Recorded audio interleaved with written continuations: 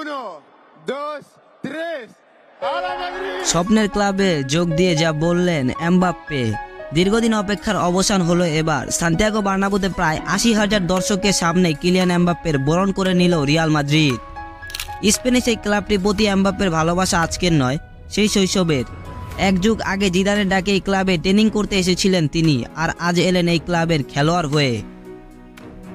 Portuguese তারকা Cristiano Ronaldo তার idol. ১২ বছর আগে জিদানের ডাকে যখন এসেছিলেন এই শহরে, তখন নিজের আইডলের সঙ্গে তুলেছিলেন ছবি, ঘুরেছিলেন জিদানের গাড়িতে। সেই এক যুগ আগে আর এখন আকাশ পাতাল পার্থক্য।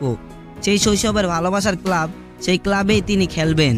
দীর্ঘদিন খেলেছেন নিজ দেশের ক্লাব পিএসজিতে, যেখানে থেকে রিয়ালে যাওয়ার খবরটা অনেক আগেরই। অনেক টানাপড়নের পর রিয়ালের সঙ্গে চুক্তি হয় এমবাপ্পের। তারপর ১৬ জুলাই সান্তিয়াগো বার্নাব্যুতে এলেন রিয়ালের খেলোয়াড় হয়ে। হাজার হাজার দর্শকের স্লোগান দিয়ে বরণ করে নিলেন ফার্সি তারকাকে। টানেল দিয়ে যখন মাঠে প্রবেশ করলেন তিনি, তখন এমবাপ্পে স্লোগানে মুখরিত হয়ে উঠেছিল পুরো মাঠ। আনুষ্ঠানিকভাবে পরিচয় করিয়ে দেওয়ার পর এমবাপ্পে যখন কথা বলতে শুরু করলেন, পুরো মাঠ তখন নীরব।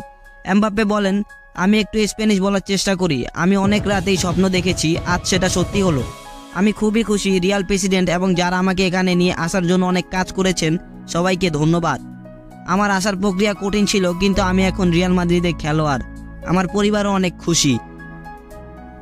এমবাপ্পে আরও বলেন, আমি শিশুদের বলতে চাই, আমি তোমাদের মতোই ছিলাম। তোমাদের মতো একটা স্বপ্ন ছিল এবং স্বপ্নকে সত্যি করতে পেরেছি। তোমাদের জন্য আমার একটাই উপদেশ, আবেগ, ধৈর্য এবং স্বপ্ন দেখে যাওয়া, এগুলোই যা তুমি অর্জন করতে চাও। আজ আমি এখানে, সামনে তোমাদের মধ্যে কেউ এখানে থাকবে।